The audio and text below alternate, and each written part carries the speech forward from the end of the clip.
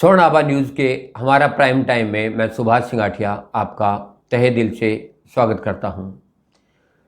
मित्रों, सत्ता में कोई सरकार हो मगर वह उसकी एक चीज़ के प्रति हमेशा उदासीनता रही है और वह है शिक्षा। शिक्षा के साथ जुड़ाव नौजवानों का होता है, युवक युवतियों का होता है और शिक्षा हमें एक समझ देती है। और सरकारें शायद कभी नहीं चाहती कि लोगों का विज़न पढ़ने के बाद विस्तृत हो, उनकी दृष्टि में बदलाव आए और उनको वह अपना हक मांगने लगे। आप याद करिए कि 22 मार्च को मोदी जी की घोषणा से शुरू हुआ लॉकडाउन 5 मई पर जाकर अनलॉक हुआ और अनलॉक होने के बाद अधिकतर राज्यों ने सबसे पहले जिस चीज़ को खोला था वे थे शराब के ठेके। शराब किसी का भला नहीं करती लेकिन सरकार के गल्ले भरती है और सरकार को शायद यही दिखा होगा। और तब आप लोगों ने देखी होगी कि किस तरह से भीड़ आमादा थी, किस तरह से लाइनें लगी हुई थी। जो लॉकडाउन के दिन थे, कोरोना का जो बचाव था, उन लाइनों ने उसको मटिया मेट कर दिया था। केंद्र और राज्यों की सरकारों ने शराब के ठेकों से अपनी जेबें भरनी शुरू करने के बाद फिर धीरे धीरे बाजार, निजी वाहन, सरकारी बसें, ट्रेन, इस तरह की चीज़ें, उसके बाद सार्वजनिक स्थल खोले जाने लगे, बाजार खोले जाने लगे और धीरे धार्मिक स्थल खोले जाने लगे। इस तरह से धीरे धीरे पूरा देश लगभग अनलॉक कर दिया गया, अपनी पूर्व स्थिति में आ गया। लेकिन फिर वही बात शिक्षा की आती है। इस दौरान यानी 22 मार्च से लेके आज तक किसी भी सरकार ने शिक्षा पर कोई सोचना ही शुरू नहीं करा। तमाम स्कूल बंद पड़े हैं, कॉलेज बंद पड़े हैं, विद्यार्थी मानसिक रूप से प्रताड़ित है, उनकी बात ही नहीं हो रही। आप सोचिए कि जब लॉकडाउन शुरू हुआ था तब कॉलेज एजुकेशन की परीक्षाएं चल रही थी, 2-2, 3-3 पेपर बच्चों के हो गए थे और फिर अचानक हम ये कह लें कि उस समय की मांग थी, परीक्षाएं रद्द कर दी गई। और उस वक्त देश के अंदर 3 से 4 हज़ार लोग संक्रमित थे सरकारी आंकड़ों के अनुसार। और वर्तमान में जो करीबन 70 लाख संक्रमित लोग देश में सरकारी रिकॉर्ड के अनुसार है, उस वक्त फिर से ये परीक्षाएं ली जा रही है। जब इतने खतरे मोल लिए जा रहे हैं तो फिर कॉलेज क्यों नहीं खोले जा रहे? विद्यार्थियों के बार बार अपने अभिभावकों से, अपने शिक्षकों से, अपने कॉलेज मैनेजमेंट से ये सवाल आते हैं कि हमारे कॉलेज कब खुलेंगे। लेकिन सरकार ने किसी तरह की नीति अब तक तय नहीं की है। इसके मायने क्या माने जाए? क्या यही कि सरकार को लगता है कि नागरिक जितने अशिक्षित रहेंगे, जितनी उनकी दृष्टि धुंधली रहेगी, जब तक उनकी सोच अविकसित रहेगी, तब तक उनके वो लोग एक अच्छे नागरिक नहीं होकर वोट में तब्दील होते रहेंगे? शायद सरकारों की मंशा यही है। यहाँ हम दलों की बात करें, चाहे वो भाजपा हो, चाहे कांग्रेस हो, चाहे कोई अन्य दल हो, सबकी इस बात पे सहमति होती है।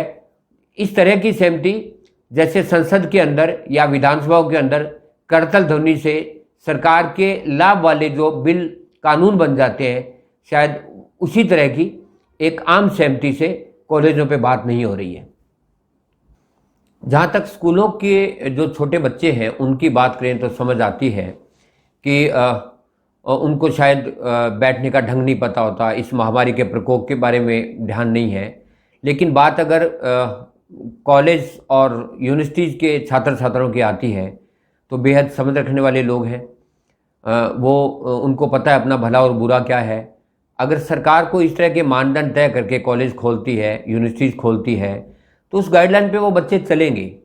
उनको पता है, मौत से डर सभी को लगता है, लेकिन उनको अपने करियर की भी चिंता है। सरकारें जब ये सिखा रही है हमें कि कोरोना के साथ लड़ते हुए आगे चलना है, इसके साथ हमें आगे बढ़ना है, अपने रोज़ाना का जो जीवन है उसमें इसका एक हिस्सा मानते हुए, इससे बचाव करते हुए हमें आगे बढ़ना है, तो फिर एकमात्र एजुकेशन ऐसी क्या चीज़ है जो कोरोना के आड़े आ रही है? आप थोड़ा बिहार के चुनाव की तरफ रुख कीजिए। वहाँ तमाम दल, जितने राजनीतिक दल है, वहाँ कहीं भी कोरोना आसपास भी दिखाई नहीं दे रहा। इतनी भीड़ है जहाँ किसी तरह की कोई गाइडलाइन का पालन नहीं किया जा रहा।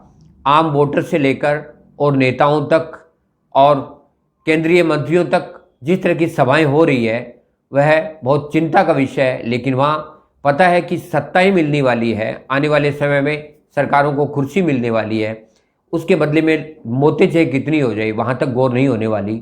लेकिन बात एजुकेशन की आती है, वहाँ सरकार को खतरा ही खतरा नज़र आता है। जबकि सरकार को चाहिए कि एक ऐसी वैकल्पिक व्यवस्था, इस तरह के मानदंड तय किए जाए कि बच्चों का शिक्षा का नुकसान नहीं हो।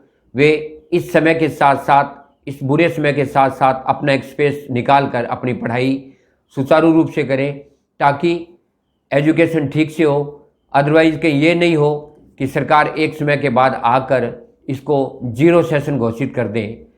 सरकारों के बहुत से फैसले अराजक होते हैं। कोई बड़ी बात नहीं कि सेशन के नज़दीक आके अनेक तरह की राज्यों की सरकारें ये कह सकती है कि इस वर्ष जीरो सेशन घोषित कर दिया जाए, क्योंकि इससे सरकारों को ये लगता है कि शिक्षा से कोई बड़ा रेवेन्यू नहीं आने वाला। भले दृष्टि कमज़ोर हो जाए, विजन में फ़र्क पड़ जाए, लोग शिक्षित नहीं हो, लोग अवेयर नहीं हो, इससे सरकार को कोई घाटा होने वाला नहीं है। उससे उसके वोट बैंक में बढ़ोतरी होने वाली है।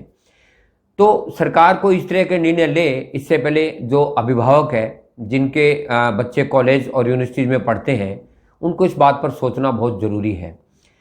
सरकारी कॉलेज बहुत कम है, प्राइवेट कॉलेज बहुत ज़्यादा है देश के अंदर, और अगर हम उनका पक्ष भी देखें तो उनके लिए भी बहुत मुश्किल हो रहा है इनको रन करना। तो लेकिन सरकार को उनसे भी कोई लेना देना नहीं है, सरकार का अपना काम चल रहा है। इस पूरी मुहिम में मुझे नहीं लगता कि आपके लिए कोई एक फिल्मों की तरह एक नायक आएगा, वो आपका नेतृत्व करेगा और आपके पीछे लग के और सरकार से सामना करेगा। आप सब लोगों को एक एक करके एक मुहिम खड़ी करनी होगी और सरकार से ये मांग करनी होगी कि एक इस तरह की व्यवस्था की जाए, वैकल्पिक व्यवस्था की जाए, जिससे कि पढ़ाई जो बंद पड़ी है, बिल्कुल अवरुद्ध है इस वक्त, वो सुचारू रूप से शुरू हो। आगे के सेशन के लिए जो विद्यार्थी है, अगली क्लासों में जो आगे है, उनका माइंड बैकअप हो, उनका किताबों से वापस रिश्ता जुड़े, उस ज्ञान से रिश्ता जुड़े जिससे वो वंचित रह रहे हैं।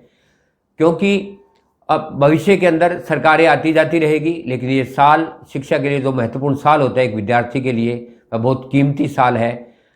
सरकारों की शायद मंशा ये भी हो सकती है कि अगर एक साल डंप हो जाता है तो एक साल कम से कम आने वाले बेरोजगारी होगी, वो उनसे नौकरी की मांग न करे, और सरकार यही चाहती है।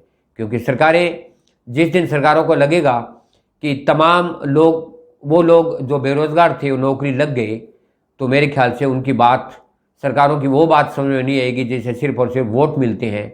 उसके बाद एक युवक और युवती जो शिक्षित हैं उनके पास एक विजन आ जाएगा, एक सोच आ जाएगी और एक पूरा परिदृश्य उनके पास पता होगा। उनको ये ठीक से जानकारी कर पाएंगे वो कि अच्छा और क्या है और बुरा क्या है, अच्छी सरकारें क्या होती है और बुरी सरकारें क्या होगी, तब वो जुमलों में नहीं आएंगे।